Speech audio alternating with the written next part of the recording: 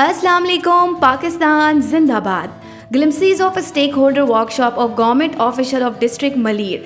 On 23rd February 2023, all the government officials participated. E-governance project for district Malir was briefly introduced by project director Imam Ali and IT coordinator Zafar Somro.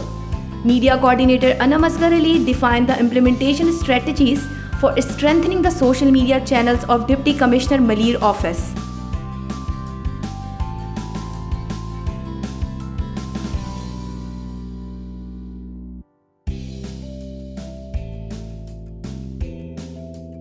Additional Deputy Commissioner 2 Mr. Shabir Jan Jaskani concluded the event with his closing remarks.